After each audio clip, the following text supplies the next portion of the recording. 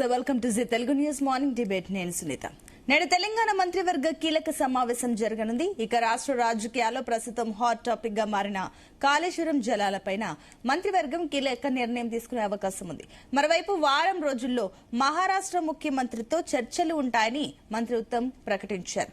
ఇక తెలంగాణ కేబినెట్ నిర్ణయాలపై రైతుల్లో అయితే ఆసక్తి నెలకొంది. కాళేశ్వరం నీళ్లపైన ఎలాంటి నిర్ణయం తీసుకుంటారు అనేది ఇవాల్టి మార్నింగ్ డిబేట్ లో మనం డిస్కస్ చేయబోతున్నాం. ఇదే అంశానికి సంబంధించి డిస్కస్ చేయడానికి మనతో పాటు పార్టిసిపేట్ చేస్తున్నారు ప్రముఖ రాజకీయ విశ్లేషకులు పాపారావు గారు జాయిన్ అయ్యారు. అండ్ అదేవిధంగా నిఖిల్ రావు గారు జాయిన్ అయ్యారు బీఆర్ఎస్ నుంచి. అండ్ కప్పర ప్రసాద్ రావు గారు బీజేపీ నుంచి. శ్రీనివాసరావు గారు జాయిన్ అయ్యారు కాంగ్రెస్ నుంచి. అందరికీ వెరీ గుడ్ మార్నింగ్ అండి. ముందుగా ప్రసాద్ రావు గారు మీతో స్టార్ట్ చేద్దాం. సో చూస్తున్నారు, తెలంగాణ రాష్ట్రంలో రాజకీయాలు పూర్తిగా అటు కాళేశ్వరం చుట్టూ ఎక్కువగా తిరుగుతున్నాయి. సో ఈ టైంలో అసలు ఫస్ట్ ఆఫ్ ఆల్ అటు రైతులకు సంబంధించి రైతుల గోస ఒక సైడ్ కనిపిస్తుంది. పంటలు ఎండిపోతున్నాయని చెప్పేసి ఇప్పుడు నీళ్లు రాక పంటలు ఎండిపోయే స్థితిలో వాళ్ళు ఉన్నారు. ఏం చేయాలని ఒక బార్డర్ లైన్ లో ఉన్నారు. నీళ్లు వదిలితే గేట్లు ఎత్తితే గనక ప్రమాదం అంటూ అటు కాంగ్రెస్ ప్రభుత్వం చెప్తుంది. సో ఏంటి బీజేపీ ఏ రకంగా చూస్తుంది దీన్ని? మ్యూట్ లో ఉన్నారండి ప్రసాద్ రావు గారు.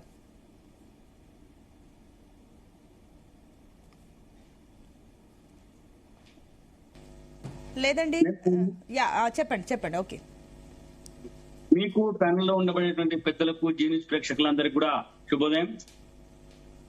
మనము స్పష్టంగా భారతీయ జనతా పార్టీ చెప్పింది, ఏదైతే నేషనల్ డ్యామ్ సేఫ్టీ అథారిటీ ఇచ్చినటువంటి నివేదిక ఏదైతుందో నివేదికలో స్పష్టంగా చెప్పింది, గేట్లు రిపేర్ చేయండి, కాళేశ్వరాన్ని వాడుకోండి అని చెప్పింది. ఆ గేట్లు రిపేర్ చేసేటువంటి పరిస్థితుల్లో, ఏదైతే ఎక్కడైతే డ్యామేజ్ అయిందో అక్కడ రిపేర్ చేసేటువంటి పరిస్థితుల్లో ప్రభుత్వం 2 సంవత్సరాలుగా పూర్తిగా దాన్ని గాలి కొదిలేసేది ఏమాత్రం పట్టించుకోలేదు. ఎందుకు పట్టించుకోలేదు అంటే దానికి సంబంధించినటువంటి అంశాలని పరిగణలోకి తీసుకోకుండా వదిలేయడం వల్ల ఇప్పుడు చాలా తీవ్రంగా ఇబ్బంది వచ్చింది. ఇప్పుడు నీళ్లు నింపమండి, నీళ్లు నింపితే గేట్లు కొట్టుకపోతే మేము ఎట్లా నింపుతామని చెప్పి ముఖ్యమంత్రి గారు ప్రశ్నిస్తా ఉన్నారు. 2.5 సంవత్సరాల నుంచి ఏం చేసిండ్రు? ఎప్పుడైతే ఆ ఎన్నికలకు ముందే ఆ విషయం బయటపడ్డది, వచ్చినటువంటి ప్రభుత్వం దాన్ని అసలు ఏమాత్రం పట్టించుకోకుండా మళ్ళీ వేరే ప్రాజెక్ట్ ఒకటి కడతాము, దీనివల్ల ఉపయోగం లేదు, దీంట్లో మొత్తం నీళ్లు నిలిస్తే గేట్లు కొట్టుకొని పోతాయి, లేదా ప్రాజెక్ట్ కొట్టుకొని పోతుంది, కింద పొలాలకు కానీ గ్రామాలకు కానీ ఇబ్బంది అవుతుంది అని చెప్పి ఇప్పుడు చెప్తా ఉన్నారు. మరి 2.5 సంవత్సరాల నుంచి ఏం చేసిండ్రని చెప్పి బీజేపీ ప్రశ్నిస్తా ఉన్నది. తర్వాత గతంలో బీఆర్ఎస్ పార్టీ కాలంలో అక్రమాలు జరిగాయని చెప్పి చెప్తా ఉన్నారు. వేల కోట్ల రూపాయలు దుర్వినియోగమైన చెప్తున్నారు. వీటన్నిటి మీద కేసులు పెడతాము, అందరిని అరెస్ట్ చేస్తామని చెప్పినటువంటి ప్రభుత్వము, ముఖ్యమంత్రి రేవంత్ రెడ్డి చంద్రపల్లి జైల్లో ప్రత్యేక డబుల్ బెడ్రూమ్ నేను కట్టించిన, అక్కడ అరెస్ట్ చేస్తా, తీసుకుపోతా అని చెప్పినటువంటి రేవంత్ రెడ్డి గారు దానిపైన కనీసం ఎఫ్ఐఆర్ కూడా ఎందుకు నమోదు చేయలేకపోయింది ఇప్పటిదాకా దానిపైన ఎందుకు చర్యలు తీసుకోలేదు? ఇప్పుడు చెప్తా ఉన్నారు, ఏం చెప్తా ఉన్నారు, మొన్న మాట్లాడుకుంటూ చెప్తా ఉన్నారు, నేను జైల్లో పెట్టక తప్పు చేసిన అని చెప్పి. అంటే అర్థమైంది, వీళ్ళకి లోపాయికారికి ఏదో ఒక ఒప్పందం ఉంది కదా, వాళ్ళని జైల్లో పెట్టకుండా వదిలేయడానికి వీళ్ళిద్దరి మధ్య ఏదో ఒక ఒప్పందం జరిగిందని కదా అర్థం. అంటే జైల్లో పెట్టకుండా తప్పు చేసిన అని చెప్పి ఇప్పుడు రేవంత్ రెడ్డి గారు చెప్తా ఉన్నారు. మేము అదే చెప్తా ఉన్నాం, ఈ తప్పుల సర్కార్ ఇది, అప్పుల సర్కార్ ఇది తప్పులు చేస్తా ఉంటది, అప్పులు చేస్తా ఉంటది. కాబట్టి ఈ సర్కారు ఇప్పటికైనా మేల్కొనాలి. ప్రభుత్వము ప్రజలకు మేలు చేయడానికి ఉండాలి తప్ప తప్పులు చేసి క్షమాపణలు చెప్పడానికి ఉండొద్దు అని చెప్పి మేము మాట్లాడుతున్నాం. ఇప్పుడు ఇంకొక మాట కూడా చెప్తా ఉన్నాను, అధికారులు అవినీతికి పాల్పడ్డారు, అక్రమాలకు పాల్పడ్డారు, వీళ్ళను జైల్లో పెట్టాలా, లేకపోతే వీళ్ళు వేల కోట్ల రూపాయలు సంపాదించారు, తప్పుడు సలహాలు ఇచ్చాయని అని చెప్పి ఈ మధ్యన రిటైర్డ్ అధికారులకు ఉద్దేశించి కూడా ముఖ్యమంత్రి గారు మాట్లాడారు. నేను ఏమంటున్నా అంటే, అధికారుల మీద ఎందుకు మీ అక్కసు? అప్పటి ప్రభుత్వం తీసుకున్నటువంటి నిర్ణయాల్లో అధికారులు భాగస్వాములు కావచ్చు. ఇప్పుడు మీరు తీసుకున్నటువంటి అనేక నిర్ణయాలలో కూడా అధికారులు భాగస్వాములు అవుతా ఉన్నారు. అధికారులను సమిధలు చేసి అధికారులను ఇబ్బందులు పెట్టే బదులు మీరు అప్పుడు చేసినటువంటి ప్రభుత్వ నిర్ణయాలను తప్పుపడుతున్నారు. కాబట్టి అప్పుడు ప్రభుత్వంలో ఉన్నటువంటి ముఖ్యమంత్రి పైన, అప్పటి ఇరిగేషన్ శాఖ మంత్రి పైన, లేకపోతే అప్పటి ప్రభుత్వం పైన మీరు ఎందుకు చర్యలు తీసుకోవడం లేదని చెప్పి మేము ప్రశ్నిస్తా ఉన్నాం.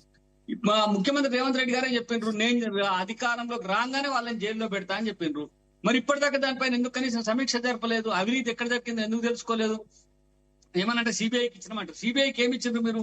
కుంగిపోయినటువంటి పిల్లలకు సంబంధించిన ఒక్కొక్క అంశాన్ని సిబిఐకి ఇచ్చి మిగతా కాళేశ్వరాన్ని అంతా సిబిఐకి ఇచ్చినట్టుగా ప్రచారం చేసుకుంటా ఉన్నారు. ఇప్పటికైనా ప్రభుత్వం చిత్తశుద్ధితో ఆలోచన చేయాలా? మేము రైతాంగానికి మేలు చేయమని అడుగుతా ఉన్నాం. ఎల్లిలో వస్తున్నది అని చెప్పి కేంద్ర అధికారులు, తర్వాత వాతావరణ నిపుణులు అందరూ చెప్తా ఉంటే, ఎవడు ఎల్లిలో అన్నాడు, ఎవడు వాడిని బెల్ట్తో కొట్టండి, బెల్ట్ ట్రీట్మెంట్ అని చెప్పి ముఖ్యమంత్రి గారు కామెంట్ చేసిండ్రు. అంటే అసలు ఏంది? గతంలో చంద్రశేఖరరావు గారు కూడా ఇట్లాంటి కామెంట్ చేశారు, కరోనా వస్తుంది చాలా ఇబ్బందికర పరిస్థితుల్లో రాష్ట్రం ఉంటుంది, చర్యలు తీసుకోండి అని కేంద్రం చెప్తే కరోనా ఎందుకు వస్తుంది, పారాసిటమాల్ వేసుకుంటే పోతుంది, కరోనా 30 డిగ్రీల పైన ఉంటే ఇట్లా మాడిపోతుంది, ఇట్లా కాలిపోతుంది అనేది అప్పుడు చెప్పి ఈ రాష్ట్రంలో ఇబ్బందికర పరిణామాలకు అప్పుడు కేసీఆర్ కారణమైండు. ఎల్నినో ప్రభావం ఉంటది, తీవ్రంగా ఇబ్బందులు ఎదురైతే రాబోయేటువంటి రోజుల్లో కరువు వస్తుంది, రైతాంగం ఇబ్బంది పడుతుంది, ప్రజలు తాగునీటికి సాగునీటికి ఇబ్బంది పడతారని చెప్పి నిపుణులు అధికారులు చెప్తే ఈ ముఖ్యమంత్రి వాళ్ళని పెట్టుకొని కొడదామని చెప్పి మాట్లాడిన సందర్భాన్ని మనం చూస్తున్నాం. కాబట్టి మేము ఒకటే చెప్తా ఉన్నాం, ఈ ప్రభుత్వం ప్రజల కోసం పనిచేయాలని చెప్పి మేము కోరుకుంటా ఉన్నాము. కరువు వస్తుంది అంటే ముందస్తు చర్యలు ఏం తీసుకోన్నారు, ఈ నేషనల్ డ్యామ్ సేఫ్టీ అథారిటీ చెప్పినట్టుగా ఆ రిపేర్లు ఎందుకని చేయలేదు, ఇప్పుడు గేట్లు ఎక్కాలన్నా ఉంచాలన్నా అని మీరు బీఆర్ఎస్ మధ్యన జరుగుతున్నటువంటి వాగ్దానంతో ప్రజలకు సంబంధం లేదు, ప్రజలకు ఏ రకంగా నీళ్ళు ఇస్తారో మీరు చెప్పండి అని చెప్పి బీజేపీ డిమాండ్ చేస్తాం. ఓకే అండి. ఎస్ నిఖిల్ రావు గారు, గుడ్ మార్నింగ్. గుడ్ మార్నింగ్ అండి. సో ఏంటి, సో మొన్నటి వరకు అయితే కూడా గేట్లు ఓపెన్ చేయాలి, పంపింగ్ చేయాలంటూ కన్నెపల్లి పంప్ హౌస్ ఓపెన్ చేయాలి, దాని నుంచి పంపింగ్ స్టార్ట్ చేయాలంటూ కూడా బీఆర్ఎస్ డిమాండ్ చేసింది. అట్ ద సేమ్ టైం ఈ రోజు తెలంగాణ మంత్రివర్గ సమావేశం కాబోతుంది. ఈ సమావేశంలో నిర్ణయం తీసుకునే ఛాన్సెస్ ఉన్నాయి. సో ఏంటి బీఆర్ఎస్ ఏమనుకుంటుంది ఈ విషయంలో? సునీత గారు, మీతో పాటు ప్యానెల్లో ఉన్నటువంటి పెద్దలు, ప్రేక్షకులందరికీ కూడా నమస్కారం, అందరికీ కూడా గుడ్ మార్నింగ్.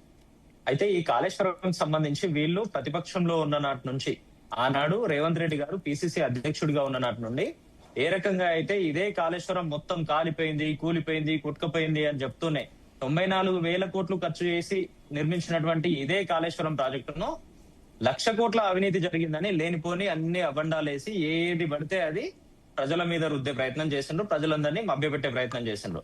సరే, మంచో చెడో వారి మాటలు నమ్మిండ్రా లేదా అన్నది పక్కన పెడితే, అధికారంలోకి వచ్చిన తర్వాత కూడా కేవలం కేసీఆర్ గారు టార్గెట్ గా కేటీఆర్ గారిని విమర్శిస్తూ, హరీష్ రావు గారిని తప్పుపడుతూ, వీళ్ళ ముగ్గురు సెంట్రిక్ గానే వీళ్ళ ముగ్గురిని ఏ రకంగానైనా ఇబ్బందులు పెట్టాలి, బీఆర్ఎస్ పార్టీని ఎట్లనన్నా ఖతం చేయాలని కంకణం కట్టుకున్న విధంగా ఏ మాటలు పడితే ఆ మాటలు మీలాంటి వాళ్ళు మీ టీవీల్లో కూడా చూపించలేని విధంగా మాట్లాడుతూ ఉన్నారు. ఆ పరిస్థితులను రాష్ట్ర వ్యాప్తంగా ఉన్న ప్రజలంతా గమనిస్తా ఉన్నారు. అయితే ఈ రోజు ఇబ్బంది ఏంటంటే, ఇందాకనే బీజేపీ మిత్రులు కూడా చెప్తా ఉన్నారు, ఎల్నినో వస్తా ఉంది అంటే అధికారులను జైల్లో పెట్టాలంటారు. టెక్నికల్ విషయాలు మాట్లాడదామంటే దేవాదుల ఏ బేసిన్ లో ఉంది నాకు తెలియదు, నల్లమల ఏ రాష్ట్రంలో ఉంది నాకు తెలియదు అని చెప్తా ఉంటారు. ఇరిగేషన్ మీద రివ్యూ చేయండి అంటే దాని మీద కనీస అవగాహన ఉండదు. ఇన్ని చెప్తూ ఇదే కాళేశ్వరంకి సంబంధించి నిజంగా కూడా రాష్ట్ర వ్యాప్తంగా రైతులంతా ఎదురు చూస్తా ఉన్నారు. వర్షం అన్న పడాలి, లేదంటే ఈ గతంలో కేసీఆర్ గారు ఏ రకంగా అయితే ఇదే కాళేశ్వరం ప్రాజెక్టు ద్వారా ఇదే మేడిగడ్డ నుండి గోదావరి జలాలను లిఫ్ట్ చేసి మొత్తం ఏ రకంగా సస్యశ్యామలం చేసిండ్రో, నీళ్లు ఏ రకంగా పారించిండ్రో చూసినామో, అదే విధంగా నీళ్ళని ఇయ్యండి అని చెప్తా ఉంటే పూర్తి స్థాయిలో ఉన్నటువంటి మేడిగడ్డలో కేవలం 2 పిల్లర్లకు క్రాక్ వస్తే దాన్ని బూచిగా చూపి మొత్తం కాళేశ్వరం ప్రాజెక్టుని ఈ రోజు పక్కన పెట్టే ప్రయత్నం చేస్తా ఉన్నారు. పక్కన పెడుతూ రాష్ట్ర వ్యాప్తంగా ఉన్నటువంటి రైతులందరినీ ఇబ్బందులకు గురి చేసే ప్రయత్నం చేస్తా ఉన్నారు. అయితే ఇక్కడ ఒక్కసారి గమనిస్తే ఏంటంటే, వీళ్ళే మొత్తం కాలిపోయింది, కూలిపోయింది అని చెప్తున్న ఇదే కాళేశ్వరానికి సంబంధించి ఇదే కాళేశ్వరంలో భాగమైనటువంటి అన్నారం సుందిల్లా ప్రాజెక్టులకు కూడా ఏమన్నా ఇబ్బందులు జరిగే అవకాశం ఉందా అని వీళ్ళ అధికారంలోకి వచ్చిన తర్వాత వీళ్ళ ప్రభుత్వంలో భాగస్వామిగా ఉన్నటువంటి కోదండరాం గారు శాసన మండలి వేదికగా ఇదే నీళ్ల శాఖ మంత్రి ఉత్తమ్ కుమార్ రెడ్డి గారిని అడిగిందండి. అడిగితే లేదు అన్నారం సుందిల్లా బ్యారేజ్ చెక్కు జరగకుండా ఉన్నాయని నిండు శాసన మండలిలో వారు ఇచ్చినటువంటి రిపోర్ట్ ఇది. అయితే ఇక్కడితో ఆగకుండా మొత్తం కాళేశ్వరం కూలిపోయింది, కాలిపోయింది అని ఒకవైపు చెప్తూనే ఇదే కాళేశ్వరం ప్రాజెక్ట్ లో భాగమైనటువంటి మల్లన్న సాగర్ 50 టీఎంసీల కెపాసిటీతో ఏదైతే మేము నిర్మాణం చేసినామో అదే మల్లన్న సాగర్ నుండి హైదరాబాద్ కు తాగునీళ్లు తీసుకురావడానికి 7,000 కోట్లతో ఇదే కాంగ్రెస్ ప్రభుత్వం జీవోలు ఇచ్చి ఇదే రేవంత్ రెడ్డి గారు నిన్నగాక మొన్న హిమాయత్ సాగర్ పరిసర ప్రాంతాల్లో కొబ్బరికాయలు కొట్టినటువంటి నిజంగానే కాలిపోతే కూలిపోతే ఈ 7,000 కోట్లతో జీవోలు ఎవరిని మభ్యపెట్టడానికి ఇచ్చిండ్రు, ఏ కాంట్రాక్టర్లకు దోచిపెట్టడానికి ఇచ్చిండ్రు, ఏ కమిషన్ల కోసం ఇచ్చిండ్రు అనే దానికి వీళ్ళ దగ్గర సమాధానం ఉండదు. అయినప్పటికీ వీళ్ళే ఏం చెప్తా ఉంటారు, ఇదే కాళేశ్వరానికి సంబంధించి ఇదే మేడిగడ్డ ప్రాజెక్టుకు సంబంధించిన గేట్లను రిపేర్ చేస్తామని దాదాపుగా సంవత్సరం క్రితం వీళ్ళు అన్ని వార్తాపత్రికల్లో నోటిఫికేషన్లు ఇచ్చిండండి టెండర్లు పిలవడానికి. ఈ రోజు వరకు కూడా సంవత్సరం గడుస్తా ఉన్నా కూడా దాని మీద సమాధానం చెప్పే పరిస్థితి. అయినప్పటికీ ఇప్పుడు ఉన్నటువంటి పరిస్థితులను దృష్టిలో పెట్టుకొని బీఆర్ఎస్ పార్టీగా మా కేటీఆర్ గారి నాయకత్వంలో ఇదే కన్నేపల్లి పంప్ హౌస్ ను విజిట్ చేసినాం. రాష్ట్రంలో అనేక సార్లు బండి భగీరథ కేసు దగ్గర మొదలు పెడితే కీలకమైన పరిణామాలు ఏమైనా జరుగుతా ఉంటే, లా అండ్ ఆర్డర్ కి సంబంధించిన ఇబ్బందులు వస్తా ఉంటే మీలాంటి వాళ్ళు నాలాంటి వాళ్ళు అడుగుతా ఉంటే ఏం చెప్తానంటే, ఆనాడు నరేంద్ర మోడీ గారి సమావేశం సభ ఉంటే కొద్దిగా సమయం ఇవ్వండి, మా దగ్గర పోలీస్ ఫోర్స్ లేదు అని చెప్తా ఉన్నారు. కానీ ఈ రోజు ఏం చేస్తారంటే మా నాయకుడు కేటీఆర్ గారు ఇదే కన్నెపల్లి పంప్ హౌస్ ను విజిట్ చేయడానికి పోతా ఉంటే అక్కడ నిజంగా ఉన్నటువంటి పరిస్థితులను, నిజంగా ఉన్నటువంటి నీళ్లను రాష్ట్ర రైతాంగానికి చూపించే ప్రయత్నాలు చేస్తా ఉంటే అడుగడుగున అడ్డుకుంటా ఉంటారు. వందలాది వేలాది మంది పోలీసులను పెట్టి ఎక్కడికక్కడ నిర్బంధించే ఆలోచనలు చేస్తా ఉంటది ఇదే కాంగ్రెస్ ప్రభుత్వం, ఇదే రేవంత్ రెడ్డి గారి నాయకత్వం. కానీ మళ్ళీ ఈ రోజు మేము విమర్శిస్తా ఉంటే ఏం చెప్తా ఉంటారంటే, మేము అక్కడ ఉన్నటువంటి పరిస్థితులను చెప్తా ఉంటే ఏం చెప్తా ఉంటారంటే, మీరు ప్రధాన ప్రతిపక్షం అని చెప్పి మా రక్తం బారిస్తాము, మా బలుపు కొవ్వుతో, బీఆర్ఎస్ పార్టీ నాయకుల బలుపు కొవ్వుతో ముఖ్యమంత్రి గారు వాడే భాష అండి ఇది. రాష్ట్ర ప్రజలను ఉద్దేశించి మాట్లాడుతా ఉన్నప్పుడు, మీడియా సమావేశంలో మాట్లాడుతా ఉన్నప్పుడు బీఆర్ఎస్ పార్టీ నాయకుల రక్తం బారిస్తాము అని ఏ రకంగా మాట్లాడిందో రాష్ట్రం అంతా చూసింది. అయినా కూడా మేము ఎక్కడ భయపడకుండా, ఎక్కడ వెనక్కి తగ్గకుండా, సరే మా రక్తం ఇవ్వడానికి కూడా సిద్ధంగా ఉన్నామని చెప్పి మేము మా రక్తాన్ని కూడా తీసుకొని ఇదే రేవంత్ రెడ్డి గారికి పంపే ప్రయత్నం చేశాం. మా రక్తం తీసుకొని అయినా సరే మీరు కనీసం రైతులకు నీళ్లు ఇవ్వండి, రైతులను ఇబ్బందులు పెట్టకండి అని చెప్పినాం. అయితే ఒక అడుగు ముందుకేసి రాష్ట్రంలో గతంలో ఉద్యమం సమయం నుండి అనేక విషయాలుగా, అనేక రకాలుగా ఇదే నీళ్లకు సంబంధించి కొట్లాడినటువంటి అనేక మంది ఇంజనీర్లు, తెలంగాణ విశ్రాంత ఇంజనీర్ల సంఘం నుండి నిజంగా కూడా ఇదే మేడిగడ్డ నుండి నీళ్లు ఏ రకంగా ఎత్తొచ్చని స్పష్టంగా వాళ్ళు రాష్ట్ర ముఖ్యమంత్రి గారికి లేఖ రాసిండ్రు, అనేక రకాల సలహాలు సూచనలు ఇస్తూ. ఆ ఇంజనీర్లను కూడా ఏ రకంగా మాట్లాడతారంటే, మీరు ఇదే విధంగా మాట్లాడుతూ ఉంటే, ఇదే విధంగా సలహాలు సూచనలు చేస్తా ఉంటే బెల్ టు ట్రీట్మెంట్ ఇస్తాము మీకు అని చెప్తా ఉంటారు. నిజంగా ఎవరికంటే ఈ రోజు లక్షలాది మంది రైతులను ఇబ్బందులకు గురి చేస్తున్న ఈ కాంగ్రెస్ పార్టీగా ఇవ్వాల్సింది బెల్ టు ట్రీట్మెంట్ రాష్ట్రంలో ఉన్నటువంటి నీళ్ల కోసం కొట్లాడినటువంటి ఇంజనీర్లక. అదే ఇంజనీర్లను మీరు ఇంకా మాట్లాడుతూ ఉంటే మిమ్మల్ని జైలు గోడల మధ్యలో నిర్బంధిస్తాము, జైలుకు పంపుతాము అని చెప్తా ఉంటారు. గతంలో ఇదే మెట్రో CFOను ఏ రకంగా జైలుకు పంపుతామని చెప్పి ఈ రోజు మెట్రోను ఏ గతికి తెచ్చిందో మనం చూసినాము. ఈ రోజు అదే విధంగా ఆనాడు నీళ్ల హక్కుల కోసం కొట్లాడినటువంటి అనేక మంది ఇంజనీర్లను కూడా జైలుకు పంపుతాము అని భయభ్రాంతులకు గురి చేస్తా ఉన్నారు. అయితే ఇక్కడ ఒక్క విషయం ఏంటంటే, వీళ్ళు చెప్తున్న విషయం ఏంటంటే, ఆ మేడిగడ్డ దగ్గర నిజంగా నీళ్ళెత్తే పరిస్థితి లేదు అని చెప్తా ఉన్నారు. మేడిగడ్డ ఏ ఎత్తులో కట్టినామండి మేము? 85 మీటర్ల ఎత్తులో మేడిగడ్డ కట్టినాము. అక్కడ నుండి ఇదే కాళేశ్వరం మొత్తంలో హైయెస్ట్ పాయింట్ కొండపోచమ్మ సాగర్ 618 మీటర్ల ఎత్తుకు నీళ్ళని తీసుకొచ్చే ఏర్పాట్లు చేస్తున్నాము. గతంలో ఇచ్చి కూడా చూపించినాము. ఎర్రటి ఎండాకాలంలో కూడా మొత్తం ఉత్తర తెలంగాణ అంతా కూడా ఇదే కాళేశ్వరం జలాలను, ఇదే గోదావరి జలాలను పారించి చూపించినాము. మత్తలు ఏ రకంగా ఎర్రటి ఎండాకాలంలో మత్తలు చూస్తాయో కూడా మేము చూపించినాము. అయితే ఇక్కడ ఈ రోజు కూడా ఈ క్షణానికి మనం ఇప్పుడు డిబేట్ చేస్తున్నటువంటి క్షణానికి కూడా ఇరిగేషన్ శాఖ నుండి డేటా తీసుకొచ్చి చెప్తున్నా అండి. ఇప్పుడు కూడా ఇదే మేడిగడ్డ దగ్గర 95 మీటర్ల ఎత్తులో నీళ్లు పారుతా ఉన్నాయి. నిజంగా కూడా 93 మీటర్ల ఎత్తులో నీళ్లు పారుతా ఉంటే మేడిగడ్డ గేట్లను దించకుండా కూడా పూర్తి స్థాయిలో మీరు మోటార్ లాంచ్ చేయొచ్చు. అక్కడ నుండి ఒక్క నిమిషం అండి, మీరు అన్నట్లు వాటికి సమాధానం చెప్తారు శ్రీనివాసరావు గారు చెప్తారు. ఒక్క నిమిషం అండి. శ్రీనివాసరావు గారు గుడ్ మార్నింగ్. సో విన్నారు, విమర్శలు చెప్పిన వాటికి సంబంధించి కూడా వినడం అయితే జరిగింది. మీరు వాటికి సమాధానం చెప్పండి. అట్ ద సేమ్ టైం ఒకటి, గేట్లు తెరిస్తే నిజంగానే ప్రమాదం పొంచుందా? ఈ రోజు మంత్రివర్గ సమావేశంలో ఏం నిర్ణయం తీసుకోబోతున్నారు? రైతులకు ఒక స్పష్టమైన హామీ వస్తుందా కాంగ్రెస్ ప్రభుత్వం నుంచి? నమస్తే అండి, మీకు మాతో పాటు ప్యానెల్లో ఉన్నటువంటి పెద్దలకు, అదేవిధంగా జీటీవీ వీక్షకులందరూ కూడా శుభోదయం. ఇవాళ మంత్రివర్గం కీలకమైనటువంటి అంశం ప్రస్తుతం ఎన్నుకుంటున్నటువంటి ఎలినోవా ఎఫెక్ట్, వర్షాభావ పరిస్థితి రాష్ట్ర వ్యాప్తంగా ఉన్నటువంటి దాన్ని చేయాల్సినటువంటి ఎఫెక్టివ్ స్టెప్స్ అండ్ మన ఎమర్జెన్సీ మెజర్స్ ఏం తీసుకోవాలనేటువంటి దాని మీద గత కొన్ని రోజులుగా నీటిపారుదల శాఖ మార్చలేనటువంటి ఉత్తమ్ కుమార్ రెడ్డి గారు, బట్టి విక్రమార్క గారు, అనేక మంది కేబినెట్ ప్రముఖులందరూ కలిసి చేస్తున్నటువంటి పర్యటనలు, వాటి మీద తీసుకుంటున్న ఫీడ్బ్యాక్ ను అన్ని క్రోడీకరించి కేబినెట్ లో చర్చించి దాని మీద ఒక కాళేశ్వరమే కాదు అనేకమైనటువంటి మెజర్స్ మీద ఏం చేయాలి, ఇప్పుడు ఈ కరువును, ఇప్పుడు ఉన్నటువంటి ప్రస్తుత కరువును, ఎలినోవా పరిస్థితిని ఎదుర్కోవడానికి ఏం చేయాలన్న దాని మీద ఎక్స్పర్ట్ రిపోర్ట్స్, అఫీషియల్ ఫీడ్బ్యాక్స్ అన్ని తీసుకొని దాని మీద నిర్ణయం చేయడానికి కేబినెట్ సమావేశం అవుతుంది.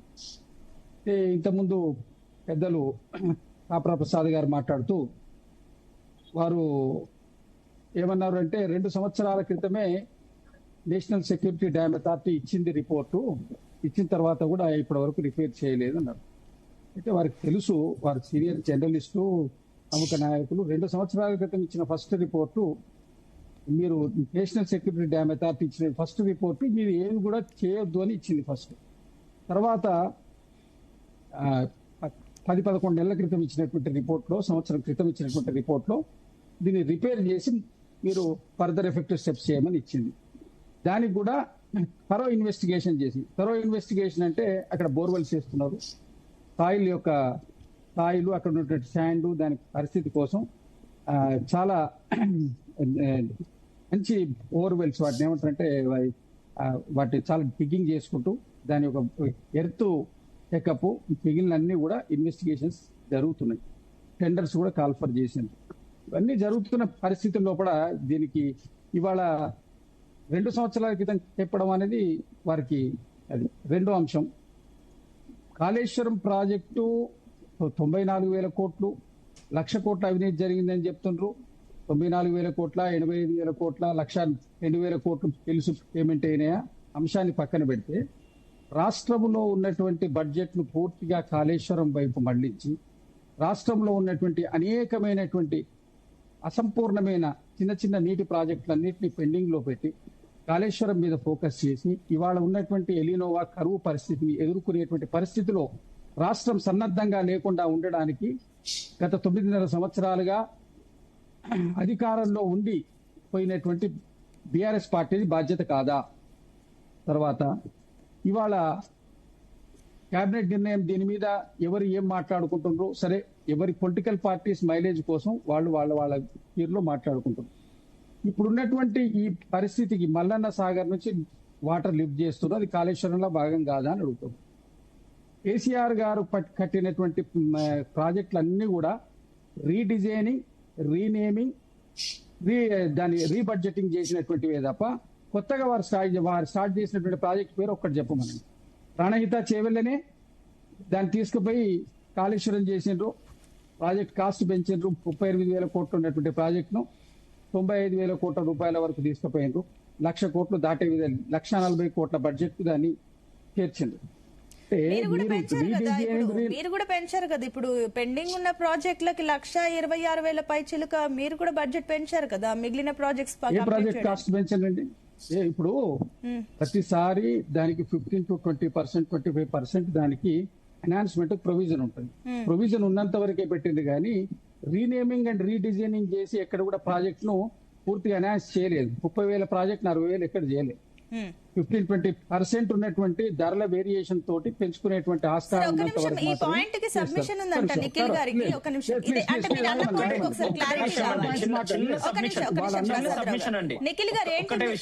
ఇప్పుడు ప్రాజెక్టుల రీడిజైనింగ్ గురించి వారు మాట్లాడుతూ ఉన్నారు. అయితే ఏదైతే ప్లాన్ చేసిండ్రో ప్రాణహిత చేవెళ్ల ప్రాజెక్టుకు సంబంధించి పూర్తి స్థాయిలో కెపాసిటీ వాళ్ళు డిజైన్ చేసింది 16 టీఎంసీలకు.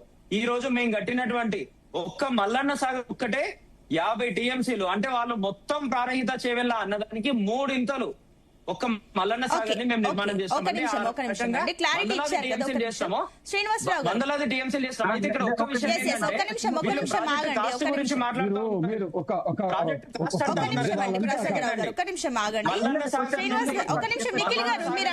మీరు సబ్మిషన్ అడిగారు కదా, నేను దానికి ఇచ్చాను, మీరు దానికి క్లారిటీ ఇచ్చారు. ఒక్క నిమిషం, లేదు ఒక్క నిమిషం శ్రీనివాస్ గారు మీరు చెప్పండి ప్రసాద్ గారు. ఓకే చెప్పండి. ఒక్కటే మాట శ్రీనివాసరావు గారికి కొనసాగింపులో అనేది ఉంటది. ఇందాక వారు చెప్పినారు అవినీతి చాలా పెద్ద ఎత్తున జరిగిందని చెప్పి ఆరోపణలు అయితే జరిగింది.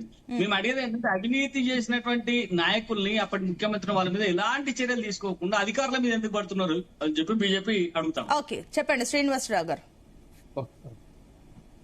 ఇప్పుడు రీడిజైనింగ్, రీనేమింగ్ చేసినటువంటి దాన్ని మేము ఆయకట్టును పెంచుతాం అని చెప్పేసి వారు చెప్పారు. ఎంత ఆయకట్టుకు వచ్చింది నీరు అనేది తెలంగాణ భారత రాష్ట్ర సమితి అధికారం నుంచి దిగిపోయేంత వరకు అంతకుముందున్నటువంటి ఆయకట్టును పరిశీలిస్తే అందరికి అర్థమవుతుంది. ఇప్పుడు ప్రాజెక్టును తిమ్మిడి హెడ్స్ దగ్గర కట్టడం ద్వారా మాత్రమే మీకు గ్రావిటీ మీద వాటర్ వస్తుంది. గ్రావిటీ మీద వాటర్ రాకుండా దాన్ని ఎక్సెస్ అంటే ప్లెంటీ ఆఫ్ వాటర్ అక్కడ నుంచి మనం లిఫ్ట్ చేయాలనేటువంటి కాన్సెప్ట్ తోటి ఏర్పడబడ్డది మేడిగడ్డ బ్యారేజ్. దాంట్లో ఇప్పుడు ఇంతకుముందు వారు చెప్పుకుంటూ నిఖిల్ రావు గారు ఏమన్నారంటే ఇంజనీర్ల మీద అనుచిత వ్యాఖ్యలు చేసేది ముఖ్యమంత్రి గారు. వ్యాఖ్యలు, అనుచిత వ్యాఖ్యలు అనేది దాని గురించి కాక మనం ఒక సబ్జెక్ట్ గురించి మాట్లాడుకుంటే రీడిజైన్ దానికి ఇంజనీర్స్ లోపల కూడా డివిజన్ ఉంది. దాంట్లోకి సంబంధించినటువంటి రిటైర్డ్ ఇంజనీర్సే చాలా మంది ఏం చెప్తుందంటే ఇది ఎత్తిపోతల పథకం కాదు, తిరుగుపోతల పథకం, దీని అసలు వయబిలిటీనే లేదు, మేము అప్పుడే వద్దని చెప్పినామని చెప్పేవాళ్ళు ఉన్నారు. ఇవాళ బాగుంది చేయమని చెప్పేవాళ్ళు ఉన్నారు. మొన్న చెప్పినటువంటి వారి ఇంజనీర్ గారే అవతరించినటువంటి చాలా ఇంటర్వ్యూస్ లో మేము ఎగ్జాక్ట్ గా చెప్పింది ఇది కాదు, బట్ కాకపోతే ఇప్పుడు ఉన్నటువంటి పరిస్థితుల్లో చేద్దామని చెప్పినామని చెప్పినారు. మీరు ఇప్పుడు ఒక గవర్నమెంట్ అయినా పని చేయాలంటే విశ్రాంత అధికారుల యొక్క సూచన సలహాల మేరకు చేస్తుందా, ఇప్పుడు ఎగ్జిస్టింగ్ ఉన్నటువంటి మాకున్నటువంటి ఇంజనీర్స్ యొక్క సలహాల మీద చేయాలన్నా? ఎగ్జిస్టింగ్ ఉన్నటువంటి engineers national security dam authority వాళ్ళ దగ్గర నుంచి వచ్చినటువంటి రిపోర్ట్ ప్రకారం అక్కడ వయబిలిటీ లేదు, ఇబ్బంది లేదనేది స్పష్టంగా చెప్తుంటే రిటైర్ ఇంజనీర్లు చెప్పిండ్రు, మాజీ ముఖ్యమంత్రిని చెప్పిండు, మాజీ మంత్రులను చెప్తున్నాం చేయండి అంటే కాదు కదా. ప్రస్తుత అధికారంలో ఉన్నటువంటి ప్రభుత్వం, ప్రస్తుతం అధికారంలో ఉన్న అధికారులు దాని మీద నిర్ణయం తీసుకుంటే అది ప్రజాహితంగా తీసుకుంటారు. దానికి ఒక ప్రాసెస్ ప్రకారం చేస్తారు. రేపు ఒక రోజు నీళ్లు నింపేసి ఏదైనా జరగకూడని ప్రమాదం జరిగితే ఏమంటారు? ప్రభుత్వం ఒక అడుగు వేయాలంటే 10 సార్లు ఆలోచించి ముందుకు పోవాల్సి ఉంటుంది. అంతేగాని వీరు సలహాలు చెప్పిండ్రు, వీళ్ళు అడావుడు పెట్టిందని నిర్ణయాలు తీసుకుంటే ప్రమాదం జరిగితే ఎవరు బాధ్యత వహిస్తారు? దానికి కూడా ఒక సొల్యూషన్ చెప్పారు ముఖ్యమంత్రి గారు. హౌస్ ను మేము కాల్ఫర్ చేస్తాము, ప్రధాన ప్రతిపక్ష నాయకుడైనటువంటి కేసీఆర్ గారిని హౌస్ కు రమ్మనమనండి, వారు దాని మీద స్టడీ చేసి దాని మీద పూర్తి లోతైనటువంటి అధ్యయనం చేశారు కదా కేసీఆర్ గారు. దానికి సంబంధించి ఇప్పుడున్నటువంటి దాన్ని ఎట్లా ఓవర్కమ్ చేయాలనో ఫ్లోర్ లో చెప్తే, ఈ ప్రెస్ మీట్లు పెట్టి చెప్తే కాదు, ఫ్లోర్ లో చెప్తే దాని మీద అది సహేతుకంగా ఉంటే మా ఇంజనీర్లు వీళ్ళందరూ కూడా ఎస్టాబ్లిష్మెంట్ మధ్య కూడా యాక్సెప్ట్ చేసే విధంగా సభలో చర్చించి యాక్సెప్టబుల్ సజెషన్ వస్తే దాన్ని ఇంప్లిమెంట్ చేద్దామని చెప్పారు. ఆ ఒక్క విషయం మీద మరి ఎందుకు మాట్లాడరు? ఇప్పుడు మీకు ఈ సమస్యకు ఊరికే సవాళ్లు ప్రతి సవాళ్ళు కాదు, బీఆర్ఎస్ వాళ్ళు ఈ సబ్జెక్ట్ గురించి మాట్లాడదలుచుకుంటే అసెంబ్లీకి రావాలి. బయట మీడియాలో మాట్లాడుకుంటే ఇది కెనాల్ అటెన్షన్ డైవర్ట్ చేయడం కాకపోతే మీకు ఇచ్చినటువంటి ప్రధాన ప్రతిపక్ష పాత్ర మీరు అసెంబ్లీ ఏ రోజు కావాలంటే ఆ రోజు కాల్ఫర్ చేస్తా అని చెప్పారు. మీకు నచ్చిన డేట్ చెప్పమన్నారు. మరి ఆ రోజు మీరు రమ్మనమనండి, కేసీఆర్ గారిని రమ్మనమనండి, దాన్ని ప్రజెంటేషన్ చేయమంటే ఒకటేసారి హరీష్ రావు గారు దాని ఇరిగేషన్ మినిస్టర్ గా ఉన్నారు, రెండోసారి కేసీఆర్ గారే ఉన్నారు. వారిద్దరు కూర్చొని చెప్తారు. వారు చెప్పేటువంటి దాని మీద ప్రభుత్వం దాని మీద తీసుకొని ముందుకు పోద్ది. ఊరికే గనుకోసారి కాళేశ్వరం మీద మీరు చెప్పకపోతే ప్రభుత్వం చేయదా? ప్రభుత్వం చేస్తూనే ఉంది, వాళ్ళ పని వాళ్ళు చేస్తున్నారు. దాని మీద రోజు ఒక విమర్శ, దాని ప్రతి విమర్శ జనాల అటెన్షన్ డైవర్ట్ చేయడానికి ఇవాళ ఉన్నటువంటి కరువుకు కారణం పార్టీ. ఒక నిమిషం అండి ప్రసాదరావు గారు, ఒక నిమిషం. అండ్ పాపారావు గారు అప్పటి నుంచి వెయిట్ చేస్తున్నారు. ఆయన మాట్లాడిన తర్వాత నేను మీకు సమయం ఇస్తాను, ఖచ్చితంగా ఇస్తాను. ఒక నిమిషం ఆగండి, వేరే అర్జెంట్ వర్క్ వచ్చింది. ఒక 5 minutes ఆగండి, నేను మిమ్మల్ని తీసుకుంటాను. పాపారావు గారు గుడ్ మార్నింగ్. సో చూస్తున్నారు పరిస్థితి ఏంటి, మ్యూట్ లో ఉన్నట్టున్నారండి పాపారావు గారు. సో ఒక పరిస్థితి చూస్తే గోదావరి జలాలు పూర్తి స్థాయిలో వాడుకునే పరిస్థితి ఉందా అంటే లేదు. సో ఉన్నదాన్నన్నా వాడుకుందామంటే కూడా అటు మేడిగడ్డ బ్యారేజ్ కుంగడం వల్ల దానికి సంబంధించి డిలే చేశారు. సరే ఎన్డీఎస్ఏ రిపేర్ చేయమన్నప్పటికీ ఇది ఆల్మోస్ట్ ఈ 1 year అయిపోతుంది. దాని పరిస్థితి ఏంటో మనం కూడా చూస్తున్నాం. కాళేశ్వరం అంటారు, కూలేశ్వరం అంటున్నారు, అంతా కూడా దీనిపైన ఒక రాజకీయాలు జరుగుతున్నాయి. కానీ వాస్తవంగా రైతులు ఒక దిక్కు ఆశగా చూస్తున్నారు. పరిస్థితి ఏంటి, మీ పాయింట్ ఆఫ్ వ్యూ ఏంటి? ఈ మంత్రివర్గ సమావేశం పెట్టబోతున్నామని చెప్పేసి మాట్లాడుతున్నారు ఈ రోజు. మరి ఏంటి, మన సొల్యూషన్ వస్తుందని మీరు అనుకుంటున్నారా? అంటే ఇవాళ కాళేశ్వరం ప్రాజెక్ట్ కి సంబంధించి మేడిగడ్డ రిపేర్ చేస్తేనే వాడుకోవడానికి వీలు అవుతుంది. మన బట్టి విక్రమార్క గారు కూడా మేడిగడ్డ రిపేర్ తర్వాతే మిగతా అంశాలు అన్నట్లుగా ఒక మాట మాట్లాడారు. మరి 2.5 ఏళ్ళు అయింది. 2.5 ఏళ్ల నుంచి మీకు తిరుగుబడి లేదా మేడిగడ్డ రిపేర్ చేయడానికి? ఇక్కడ దాకా పరిస్థితి వచ్చిందాకా రిపేర్ చేయకుండా దాన్ని పెట్టడం అనేది పెద్ద నేరం, అది నేరమే. 2.5 ఏళ్లు ఏమీ చేయకుండా ఇప్పుడు ఇంకా దాని గురించి కబుర్లు చెప్తాం, కేబినెట్ సమావేశం పెట్టి కాళేశ్వరం గురించి చర్చిస్తాం, మహారాష్ట్ర ముఖ్యమంత్రితో మాట్లాడతాం అనేది కూడా మీ పత్రికల్లో ఉంది. అది నాకంటే ఇప్పుడు కేబినెట్ సమావేశం పెట్టి చర్చించే వాటిలో మహారాష్ట్ర ముఖ్యమంత్రి ఏం మాట్లాడతారు అంటే తుమ్మిడిహట్టి గురించి మాట్లాడాలి. తుమ్మిడిహట్టి గురించి మీరు మహారాష్ట్ర ముఖ్యమంత్రితో మాట్లాడుతూ కూర్చునే టైమా ఇది? ఆయన మొన్న ఈ మధ్య మాటల్లో కూడా 152 మీటర్లకు ఆయన ఒప్పుకోవటంలా మహారాష్ట్ర. ఇంకేం చర్చలు మీరు మరి రాజీ పడి కట్టుకుంటే మనకు అది ఉపయోగంగా ఉండదు. సో ఓవరాల్ గా నేను చెప్పేది ఒకటి, ఇప్పుడు దాన్ని అర్జెంట్ గా రిపేర్ చేయాలి. దానికి వచ్చి కేసీఆర్ అసెంబ్లీలో మాట్లాడటం అనేది దానికి దీనికి లింక్ లేదు. దానికి రిపేర్ చేసే పని ఎటుగుడి చేయాల్సింది. కేసీఆర్ వస్తే మాట్లాడితేనే చేస్తామంటే అది మీకు పంతం అవుతుంది తప్పితే ప్రజల పట్ల మీకు కన్సర్న్ అవ్వదు. కాబట్టి కేసీఆర్ వచ్చి మాట్లాడటం అనేది పక్కన పెట్టి మీరు ఆ రిపేర్ అనేది టేకప్ చేయండి, అర్జెంట్ గా అవసరం. అది రెండోది, రిపేర్ చేయకుండానే రిపేరింగ్ కూడా టైం పట్టుతుంది అనుకుంటే ఆల్రెడీ పరిస్థితి చాలా దూరం పోయింది, ముప్పు వస్తుంది కాబట్టి కరువు. దానిలో మీరు ఇప్పుడు తుందిళ్ళ అన్నారు, ఇంజనీర్లు చెబుతున్నారు. నేను కూడా ఒక రౌండ్ టేబుల్ లో కూర్చున్నాను, చూశాను, విన్నాను. ఇంజనీర్లు చెబుతున్నారు సుందిళ్ళ అన్నారు కొంత డ్రా డౌన్ లెవెల్ వరకు నింపి దాని నుంచి తీసుకుంటే ఏ రిస్క్ ఉండదు, రిస్క్ లేకుండానే నీళ్లు తీసుకోవచ్చు, లిఫ్ట్ చేసుకోవచ్చు అని ఇంజనీర్లు చెబుతున్నారు. ఆ పని చేయొచ్చు, ఇమ్మీడియట్ గా చేయొచ్చు. డ్రా డౌన్ లెవెల్ వరకు సుందిళ్ళ ఆనారంలో నింపుకొని నీళ్లు లిఫ్ట్ చేసుకోవచ్చు. తర్వాత మీరు వెంటనే కూనుకొని ఆ మేడిగడ్డ పిల్లర్ను రిపేర్ చేసుకోవచ్చు. ఇది ఉంది చేతిలో.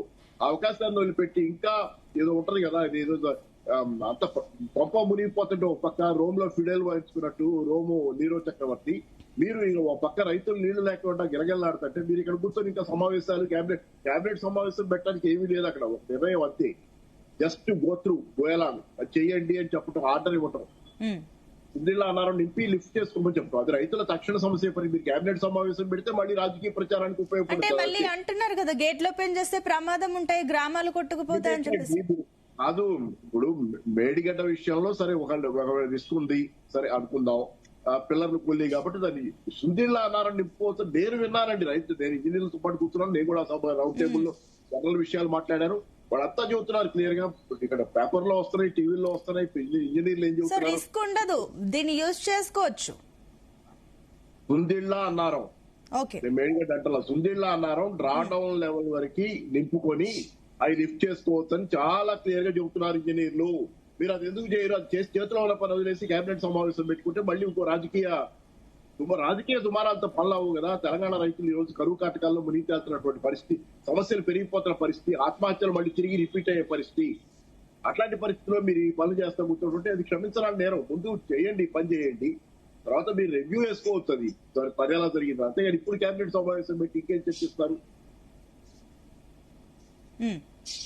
ఓకే అండి, ఓకే అండి, మళ్ళీ వస్తాను. ప్రసాదరావు గారు, సో చెప్పండి, ఇందాక సబ్మిషన్ అడిగారు కదా. సబ్మిషన్ వెళ్ళండి. ఇప్పుడు ఇందాక శ్రీనివాసరావు గారు చెప్పిన దాంట్లో కొన్ని అభ్యంతరాలు ఏంటంటే, వీళ్ళు ఇప్పటిదాకా ఎందుకు ఎలాంటి చర్యలు తీసుకోకుండా దాన్ని అట్లనే పెట్టినారు, దాన్ని వాడాలనేటువంటి ఉద్దేశం వీళ్ళకి లేదా, లేదు దాన్ని మొత్తంగా మ్యూజియం లాగా పెట్టి గత ప్రభుత్వం ఒక అవినీతికి పాల్పడి అక్రమాలకు పాల్పడదని వచ్చే భావితరాలందరికీ చూపించడానికి పెట్టుకున్నారా? ఏదో ఒకటి చేయాలి కదా. దాన్ని అయితే వాడండి, లేదా పర్యాటక ప్రాంతంగా చేసి అందరిని వచ్చిపోయే వాళ్ళందరినీ చూపించి పర్యాటక ప్రాంతాల అభివృద్ధి లాగా ఇది ఉపయోగంగా పెట్టండి. అది ఇది చేయకుండా 2.5 సంవత్సరాల నుంచి దాని మీద ఏమాత్రం మాట్లాడకుండా కరువు ముంచుకొచ్చి ఇలా తాగుని ఇంకొక 15 రోజులు అయితే నీ ఊళ్ళలో తాగడానికి కూడా నీళ్లు ఉండవు. ఇప్పుడు అసలు వ్యవసాయానికైతే లేనే లేదు. దాదాపు ఇప్పటిదాకా వ్యవసాయం దాదాపు 30% పైన పడాల్సినటువంటి నాట్లు ఇప్పటికి 4% కూడా నాట్లు పడినటువంటి పరిస్థితి ఉన్నది.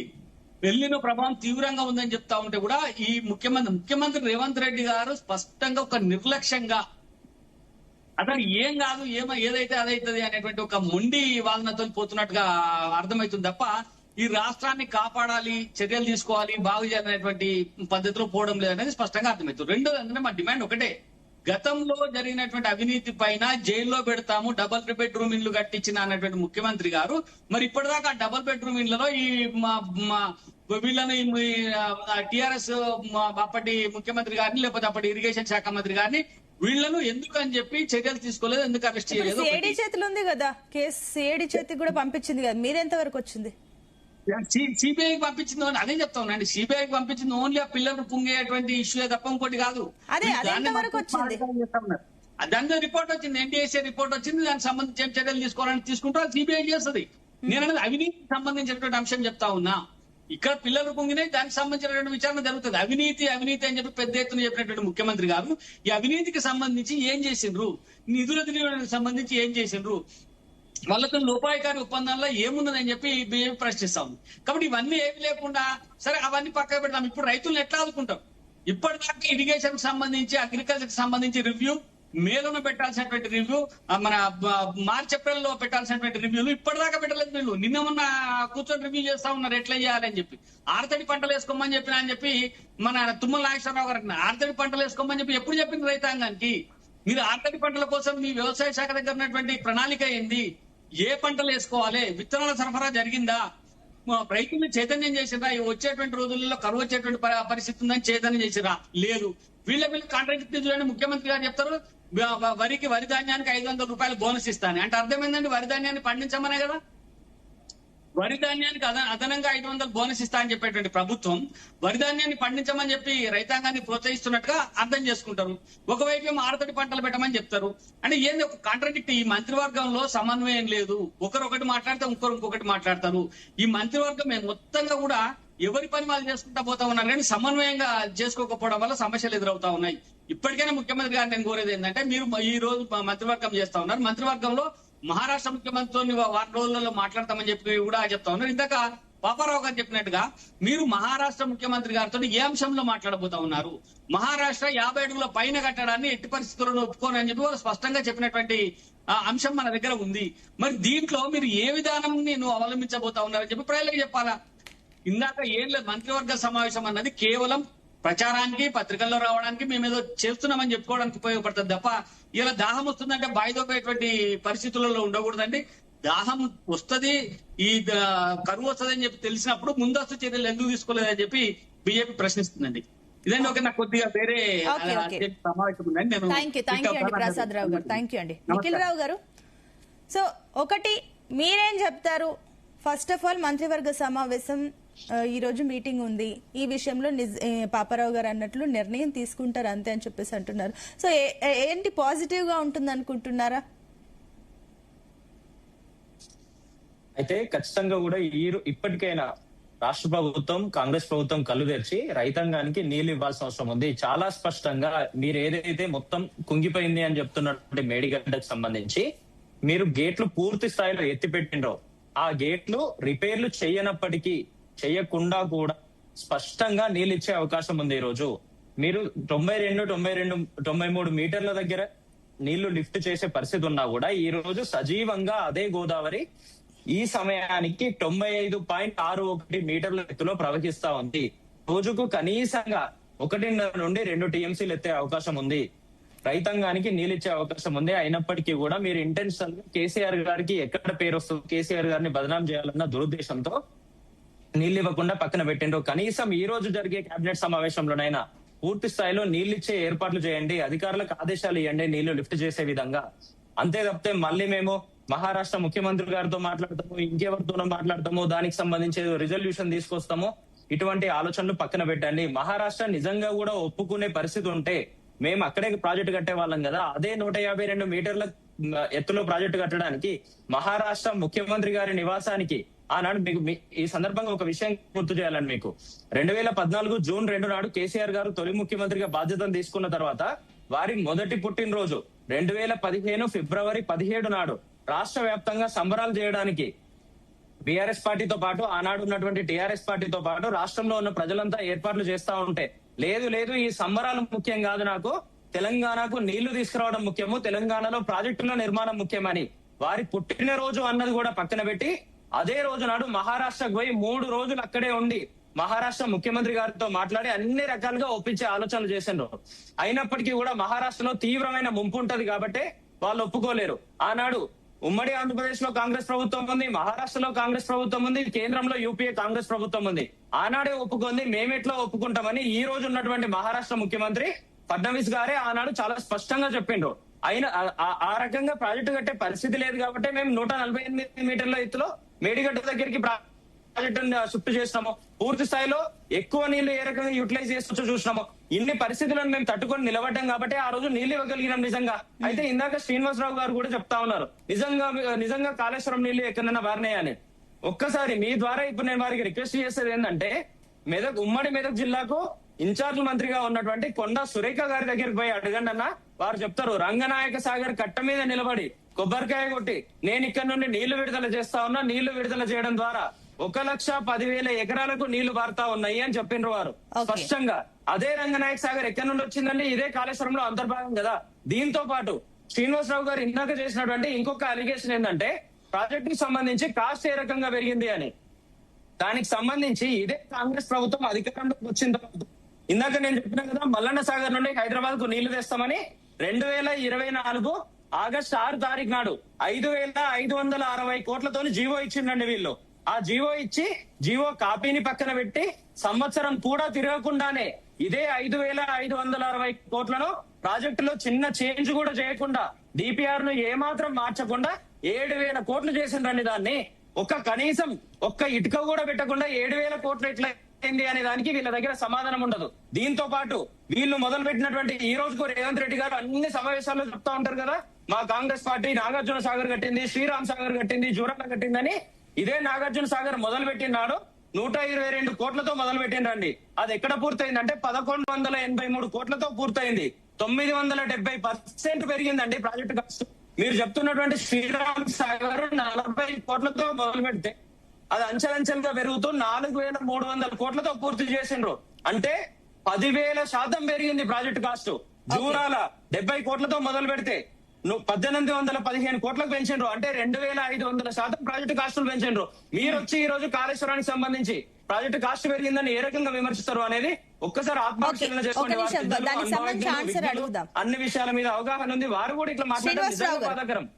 శ్రీనివాసరావు గారు, దానికి మీ ఆన్సర్ ఏంటి? అండ్ ఇంకొకటి, పాపారావు గారు అన్నట్లుగా సుందిల్లా అన్నారం బ్యారేజ్ ఏ రిస్క్ లేకుండా కూడా దాన్ని వాడుకోవచ్చు అన్నప్పుడు మీరు ఎందుకు దాన్ని రైతులకు సంబంధించి నీళ్లు ఇవ్వడానికి ఎందుకు ఆలోచిస్తున్నారు? అంటే ఏమైనా కేవలం ఏమైనా క్రెడిట్ వెళ్ళిపోతుంది, బీఆర్ఎస్ కి క్రెడిట్ వెళ్ళిపోతుంది అని చెప్పేసి కావాలనే మీ రాజకీయాల కోసం రైతుల్ని గోసపెడుతున్నారా ఏంటి?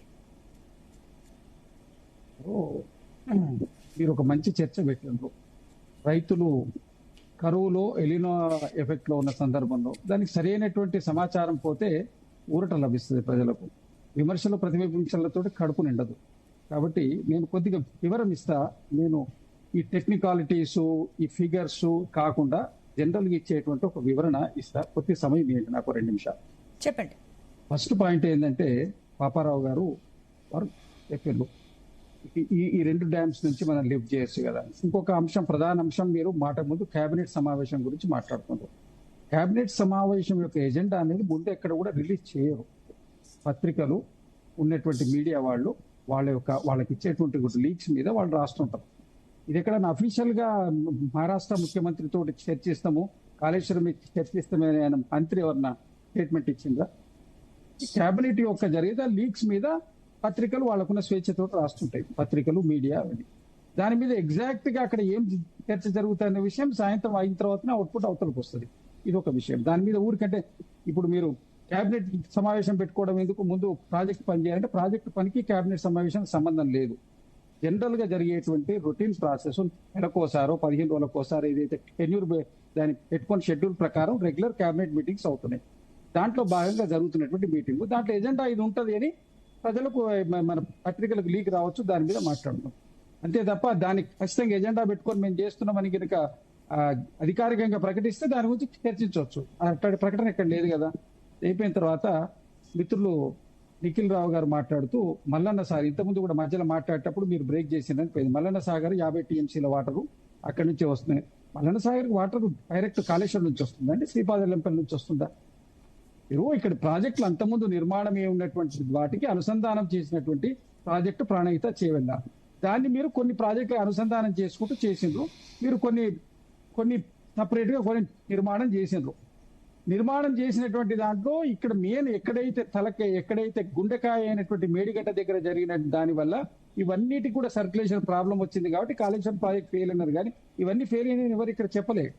ఇక్కడ మీరు నిర్మాణంలో మీరు 3 బ్యారేజీలు ఏవైతే నిర్మాణం చేసిందో ఆ 3 బ్యారేజీల ప్లానింగ్ లో దానిలో పడినే కాస్ట్ పెరగడం ఒకటే కాదు, ఇది ప్రాజెక్ట్ వైబుల్ ప్రాజెక్ట్ కాదని అనేక మంది ఎక్స్పర్ట్స్ చెప్పారు. సరే, అది వాళ్ళు ఏం చెప్పినారు, ప్రాజెక్ట్ నిర్మాణం ఏంది, ఇప్పుడు దాని మీద ఎంత చర్చ, ఇప్పుడు మనం ఇమీడియట్ గా ఎందుకు నీళ్లు లిఫ్ట్ చేస్తలేము అంటే దానికి ముఖ్యమంత్రి గారు, నీటిపారుదల శాఖ మంత్రి గారు వివరణ ఇచ్చిండ్రు. వారికంటే పెద్ద వివరణ నేను ఇవ్వలేదు, చెప్తే బాగుంటుంది. వారు చెప్పేటువంటి వివరణలో ఇవాళ దీంట్లో what best we can do, ఏదో విధంగా ఈ యొక్క సోర్స్ ను వాడుకొని మనం ఏం చేయాలనే దాని మీద ఎక్స్పర్ట్ సజెషన్స్, రిపోర్ట్స్ అన్ని తీసుకుంటుండ్రు.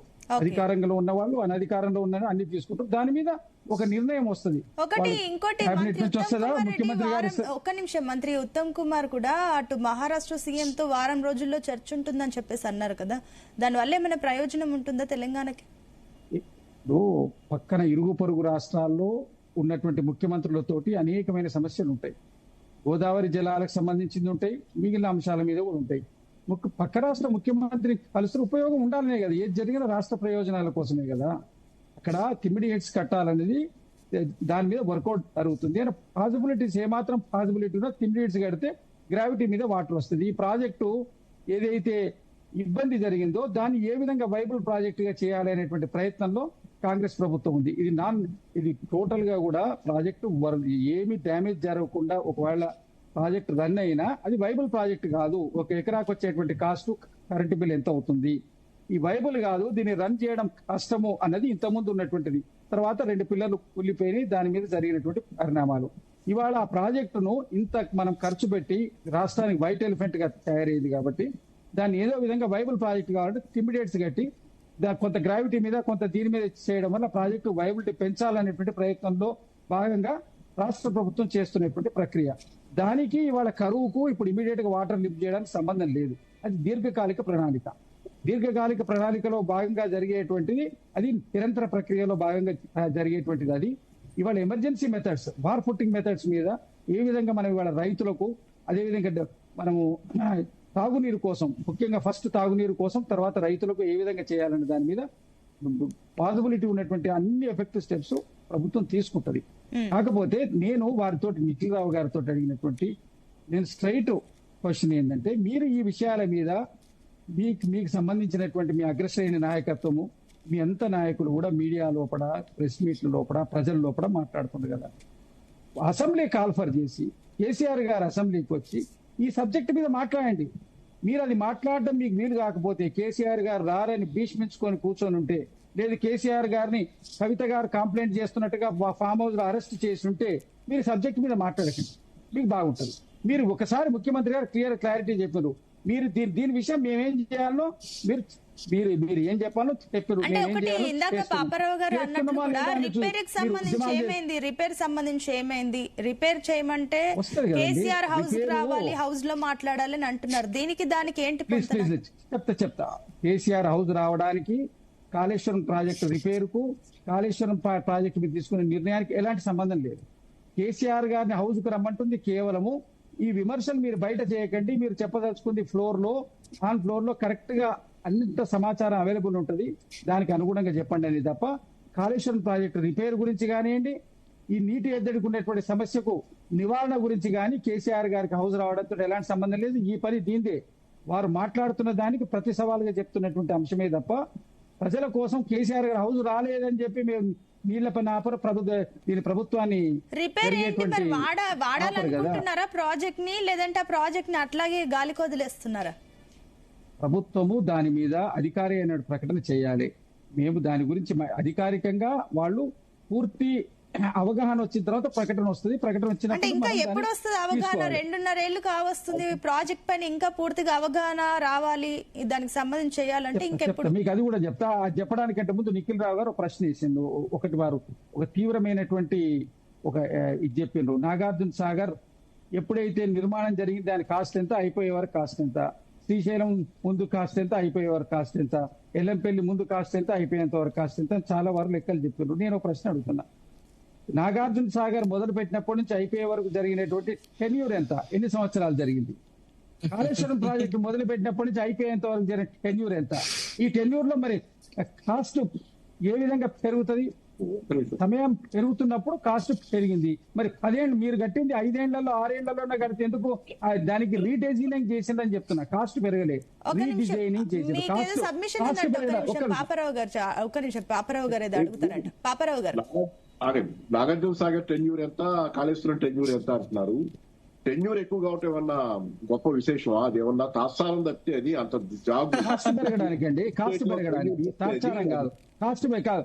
ఆ రోజుల్లో ఉన్నటువంటి మెకనైజేషన్ ఏంది, ఈ రోజుల్లో ఉన్న మెకనైజేషన్ ఏంది, ఫాస్ట్ గా ఏ విధంగా జరుగుతుంది వర్క్? అప్పుడు సాగర్ కట్టినప్పుడు ఈ మెకనైజేషన్ ఉందా? మనుషులు పనిచేసిండ్రు, ఇవాళ మెకనైజేషన్ వచ్చిందండి. సార్ మీరు పెద్దలు ఇప్పుడు కాస్ట్ పెరగడం గురించి నేను చెప్పలే, వారు కాస్ట్ ను మరి అదెందుకు చూపిస్తున్నారు? ఇవాళ నాగార్జున సాగర్ కు కాళేశ్వరం సంబంధమా? సాగర్ ఇప్పటికైనా కూడా చెక్కు చెదరకుండా ఉంది. మీరు కట్టిన 5 ఏళ్ళకే కూలిపోయింది, దానికి పోలికైంది. అక్కడికి నాగలోకి అనుకున్నంత తేడా ఉంది. సాగర్ కు శ్రీశైలానికి కాంగ్రెస్ పార్టీ చేసిన డ్యాన్స్ కు టిఆర్ఎస్ పార్టీ ఒకటి శ్రీనివాసరావు గారు, సరే వాళ్ళు కట్టారు, వాళ్ళు ఏదో మంచి చేద్దాం అనుకున్నారు, సరే అది కుంగింది, ఓకే. అది కుంగిన తర్వాత అయినా ప్రజలు దానికి సంబంధించి ఆన్సర్ ఇచ్చారు. వాళ్ళు ఇప్పుడు ప్రతిపక్షంలో ఉన్నారు, మీరు అధికారంలో ఉన్నారు. 2.5 సంవత్సరాలు అయిపోతుంది, ఇంకా అవగాహన అంటూ తాత్సారం చేస్తున్నారు, మీటింగ్లు అంటున్నారు, రివ్యూ మీటింగ్లు అంటున్నారు, కానీ ఒక సొల్యూషన్ మాత్రం ఇంతవరకు లేదు. సంవత్సరం కాలం వరకు నేషనల్ సెక్యూరిటీ డ్యామ్ అథారిటీ వాళ్ళు సెకండ్ రిపోర్ట్, నీళ్లు ఖాళీ చేసిన తర్వాత వచ్చినటువంటి సెకండ్ రిపోర్ట్ లో రిపేర్ చేయమని చెప్పారు. ఫస్ట్ రిపోర్ట్ దాన్ని ముట్టుకోవద్దని చెప్పారు. సెకండ్ రిపోర్ట్ సరే, మీరు అన్న సెకండ్ రిపోర్ట్ లెక్క ప్రకారం చూసిన సంవత్సరం టైం మీ చేతుల్లో ఉండే కదా. అవునండి, ఇప్పుడు దానికి తరో ఇన్వెస్టిగేషన్ చేయాలి కదా. తరో ఇన్వెస్టిగేషన్ అంటే రిపేర్ చేయమన్నాక కూడా మీరు ఇన్వెస్టిగేషన్ అని అంటే కావాలని రిపేర్ చేయకుండా ఆపి ఇన్వెస్టిగేషన్ పేరుతో కాలయాపన చేస్తున్నారు. ఇన్వెస్టిగేషన్ చేయమని చేసి రిపేర్ చేయమని ఇచ్చింది. మీరు straight away you go for repair అని ఇచ్చినట్టుంటే ఆర్డర్ చూపించమనండి. నిఖిల్ రావు గారు అనేకమైనటువంటి ఆర్డర్స్ తెచ్చింది కదా, దాంట్లో ఏమైనా ఉంటే చూపించమనండి. Without any investigation you go for immediate. Nikhil garu ఒక నిమిషం, ఏం చెప్పింది ఎన్డీఎస్ఏ? చాలా స్పష్టంగా ఎన్డీఎస్ఏ ఏం చెప్పింది అన్నది మీరు చూసిండ్రు, నేను చూసిండ్రు, వారు కూడా నేను చూసినా వారు కూడా without repair without any investigation you go for repair అని చెప్పిందా? గో ఫర్ స్ట్రైట్ అవే. ఇప్పుడు మీరు అన్నదే నిజమని ఒక్క నిమిషానికి అనుకుందాము. మీరు అన్నదే నిజమని ఒక్క నిమిషానికి అనుకుందాము. ఇప్పుడు మీరు ఇన్వెస్టిగేషన్ పత్రికల్లో ప్రకటన టెండర్స్ కాల్ ఫర్ చేసిందంటే అప్పటి వరకు రిపేర్స్ కంప్లీట్ చేసుకొని ప్రొసీజర్ అఫీషియల్ ప్రాసెస్ ప్రొసీజరల్ ప్రకారం పోద్ది. మీరు నేను అనుకున్నట్టు చెప్పినట్టు పోదు. వాళ్ళకు ఒక స్టాండర్డ్ గైడ్ లైన్స్ ఉంటుంది. క్లారిటీ తీసుకుందాం. పాపారావు గారు ఒకసారి దీన్ని క్లారిటీ ఇవ్వండి. మీరు మ్యూట్ లో ఉన్నారు, చెప్పండి. దేని గురించి అంటారు? సో ఎన్డీఎస్ఏకి సంబంధించి కూడా ఇన్వెస్టిగేషన్ చేయాలి, రిపేర్ కి టైం పడుతుందని చెప్పేసి శ్రీనివాస్ గారు అంటున్నారు. దానికి ఒకసారి క్లారిటీ పెట్టండి. ఎన్డీఎస్ఏ మీద మీరు ఇన్వెస్టిగేషన్ చేస్తారా? ఎన్డీఎస్ఏ హైయెస్ట్ అథారిటీ, వాళ్ళు చెప్పింది ఎన్డీఎస్ఏ కాదండి. ఎన్డీఎస్ఏ వితౌట్ ఎనీ ఇన్వెస్టిగేషన్ దాని మీద కాదండి. ఎన్డీఎస్ఏ రిపేర్ మీద అంటలేను నేను. ఎన్డీఎస్ఏ వాళ్ళు ఇచ్చిన రిపోర్ట్ లో వితౌట్ అక్కడ ఎలాంటి పరీక్షలు చేయకుండా డైరెక్ట్ డ్యామ్ ని రిపేర్ చేయమని ఇచ్చిందా అని అడిగింది. నేను అడిగిన ప్రశ్న అది. సింపుల్ అండి. ఇప్పుడు ఇన్వెస్టిగేషన్ చేస్తూ కూడా మీరు రిపేర్ స్టార్ట్ చేయొచ్చు కదా. రిపేర్ ఇది చేయండి అది చేయండి అని సైమల్టేనియస్ గా చెప్పింది, కానీ రిపేర్ చేయకుండా ఆపేమని చెప్పాలి. రిపేర్ అయితే చేయమంది కదా. సంవత్సరం అయిపోయింది, ఎందుకు ఇంకా కాలయాపన చేస్తున్నారు? సంవత్సరం ఎక్కడ కాలయాపన చేయలేదు. టిఆర్ఎస్ పార్టీ దాని మీద గ్లోబల్ ప్రచారం చేసుకుంటూ వారికి ఉన్నటువంటి 2 మరకలు, ఒకటి అవినీతి, రెండో మరక కాళేశ్వరం. వారి అప్పులు పెంచి అవినీతి చేసిందని, రెండోది కాళేశ్వరం మీద జరిగినటువంటి దాన్ని వాళ్ళు రిపేర్ చేసుకునే ప్రయత్నంలో భాగంగా ప్రచారం చేస్తున్నాం. సరే, ఈ విషయాన్ని పక్కన పెడతాం. టైం కూడా తక్కువ ఉంది. ఇన్వెస్టిగేషన్ ఎంత వరకు వచ్చింది అది చెప్పండి. మీరు అన్న లెక్క ప్రకారమే సరే రిపేర్ ఓకే ఇన్వెస్టిగేషన్ అన్నారు కాబట్టి మీరు అన్న లెక్క ప్రకారం ఇన్వెస్టిగేషన్ ఎంత దాకా వచ్చింది? ఇప్పుడు ఇన్వెస్టిగేషన్ ఎక్కడ దాకా వచ్చిందంటే నేను ఇప్పుడు ఉన్నటువంటి ప్రజెంట్ అఫీషియల్ రిపోర్ట్ తీసుకొని చెప్పాలి. మన అప్రాపరేట్ గా చెప్తే కుదరదు కదా.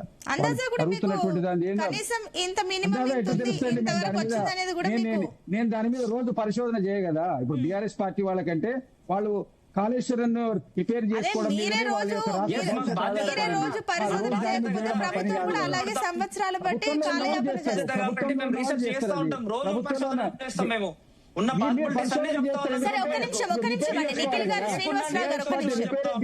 పాపారావు గారు ఇప్పుడు ఒక్క నిమిషం అండి. పాపారావు గారు నేను మాట్లాడగానే ఆయన క్రాస్ టాక్ వచ్చారు మన పెద్దలు. వద్దు నెక్స్ట్ మాట్లాడుకోవచ్చు కదా, మీరు వచ్చి మీరే మాట్లాడుకుంటున్నారు. పాపారావు గారు చెప్పండి. ఎన్డీఎస్ఏ రిపోర్ట్ వచ్చింది. ఎన్డీఎస్ఏ రిపోర్ట్ రిపేర్లు అయిన తర్వాతే వాడమని చెప్పింది అనుకుందాం. అయితే దానికి ఫాలో అప్పా, లేకపోతే ఎన్డీఎస్ఏ మీద మళ్ళీ మీరు కమిషన్లు వేసి లేకపోతే ఇంకోటి ఆ పైన మీరు చర్చలు చేస్తారా? మీరు వాళ్ళు ఎక్స్పర్ట్లు. ఎన్డీఎస్ఏ అనేది ఇంజనీర్లతో కూడిన ఎక్స్పర్ట్లు. ఇక్కడ కూడా తెలంగాణలో కూడా ఎక్స్పర్ట్లే మాట్లాడుతున్నారు. కానీ సరే బీఆర్ఎస్ అయితే అసలు ఎన్డీఏ రిపోర్ట్ అంటుంది. మీరు పోలవరంలో జరిగిన డ్యామేజ్, పోలవరంలో కాపర్ డ్యామేజ్ కొట్టుకుపోతే మీరు ఏం చేశారు? ఎన్డీఎస్ఏ వచ్చింది అక్కడ రాలేదు కదా. ఇట్లాంటివన్నీ రైట్ చేస్తున్నారు కదా. ఎన్డీఎస్ఏ ఇక్కడికి ఎందుకు వచ్చింది ప్రత్యేకంగా? మిగతా అన్ని చోట్ల డ్యామేజ్ జరిగిన చోట, యాక్సిడెంట్లు జరిగిన చోట ఎన్డీఎస్ఏ ఎందుకు వెళ్ళటం లేదు అనే ప్రశ్న వేస్తున్నారు. మరి వీటన్నిటికి కూడా జవాబులు చెప్పాలి. అంటే చూడటానికి రాజకీయం అనేది కనపడుతుంది, చాలా మందికి అది ఫీల్ అవుతాం ఖచ్చితంగా, జరుగుతుందాలో ఏదో రాజకీయం ఉందనేది ఫీల్ అవుతాం. కాబట్టి మీరు ఎన్డీఎస్ఏ రిపోర్టు దాని మీద ఫాలో అప్ ఏంటి, రిపేర్ అంతే, ఇంకా అంత గురించి దానికంటే అదనంగా చర్చ చేస్తే చాలా ప్రశ్నలు వస్తాయి. ఎస్ ఒక్క నిమిషం నేను మాట్లాడొచ్చండి. ఒక నిమిషం అండి. ఎస్ నిఖిల్ గారు మీ ఫైనల్ కమెంట్స్ చెప్పండి, ఎందుకంటే కంక్లూజన్ ఇచ్చేస్తారు శ్రీనివాస్ గారు. ఇప్పుడు 2-3 విషయాలు ఉన్నాయండి ఇక్కడ. నిజంగా కూడా మీరు రిపేర్ చేస్తారా లేదా అన్నది మేము 30 నెలల నుండి అడుగుతా ఉన్నాము. మీరు తాత్సారం చేస్తా ఉన్నారు. ఎందుకంటే రిపేర్లు చేయాలని ఆలోచన చేస్తే కేసీఆర్ గారికి ఎక్కడ పేరు వస్తుందో అన్నది వీళ్ళ బాధ, భయం అన్నది చాలా స్పష్టంగా కేవలం రాజకీయ కోణంలోనే అది పక్కన పెడతా ఉన్నారని స్పష్టంగా తెలుస్తా ఉంది. ఇంకోటి పెద్దలు శ్రీనివాస్ గారు కూడా ఇందాక అడిగింది ఏంటంటే, నిజంగా కూడా మల్లన్న సాగర్ కు నీళ్ళు ఎక్కడి నుండి వస్తా ఉన్నాయి, ఎల్లంపల్లి నుండి కాదా అని చెప్తా ఉన్నారు. మరి ఈ రోజు నీళ్ళు ఎందుకు తీసుకురాలేకపోతా ఉన్నారండి? అదే ఎల్లంపల్లి డెడ్ స్టోరేజ్ కు వచ్చింది. ఈ రోజు 6 TMCలు ఉన్నాయి. 4 రోజులైతే హైదరాబాద్ లో గుక్కెడ్ నీళ్లు దొరికే తాగడానికి కూడా. దాని మీద సమాధానం లేదు కదా ఈ రోజు వరకు. అదే మేడిగడ్డ కనుక మీరు నిజంగా నీళ్లు లిఫ్ట్ చేస్తుంటే అక్కడ నుండి అన్నారం, సుందిల్లా, అక్కడ నుండి ఎల్లంపల్లికి వచ్చే పరిస్థితి ఉండే. ఈ రోజు పైన SRSP నుండి కూడా వచ్చే పరిస్థితి లేదు కదా. ఇవి కూడా పక్కన పెడితే ఎంతసేపు రాజకీయ కోణంలో ఏం చెప్తా ఉంటారంటే కేసీఆర్ గారు రావాలి. ఇప్పుడు నేను ఇదే డిబేట్ లో కనీసం 20 ప్రశ్నలు అడిగినా ఒక్కదానికి కూడా సూటిగా సమాధానం లేదు. సరే నన్ను అంటే పక్కన పెట్టండి. నిండు శాసనసభలో గతంలో ఇరిగేషన్ మంత్రిగా పనిచేసినటువంటి మా హరీష్ రావు గారి దగ్గర మొదలు పెడితే 5 సార్లు 6 సార్లు ఎమ్మెల్యేలుగా పనిచేసిన అనేక మంది అనుభవజ్ఞులు ఉన్నారు. మా శాసనసభ్యులు ఎవ్వరు మైకు తీసుకొని కాళేశ్వరం అనగానే, ఇరిగేషన్ అనగానే, నీళ్ల సబ్జెక్టు మొదలు పెట్టంగానే స్పష్టంగా 7-8 మంది మంత్రులు అడ్డు తగులుతా ఉంటారు, 20 మంది ఎమ్మెల్యేలు లేసి అడ్డు తగులుతా ఉంటారు. ఆ డిస్కషనే కానీ మేము అడిగే ప్రశ్నలకే సమాధానం లేదు కదా రాష్ట్ర ప్రభుత్వం దగ్గర. కేసీఆర్ గారి ప్రశ్నలకు ఏం చెప్తారన్నా? ఇంకా దాని మీద చెప్పండి. శ్రీనివాసరావు గారు ఫైనల్ గా మీ కంక్లూజన్ చెప్పండి. కేసీఆర్ గారు హౌస్ కు వస్తారో రారో మాకు అవసరం లేదు. వారు అడిగిన ప్రశ్నకు సమాధానంగా కేసీఆర్ గారు అక్కడికి వస్తే మీరు మేడిగడ్డ గురించి, రిపేర్ల గురించి, కాళేశ్వరం గురించి మాట్లాడండి. లేకపోతే బీఆర్ఎస్ వాళ్ళు అది మాట్లాడడం అనవసరం అన్న మాట మాత్రమే నేను మాట్లాడినా.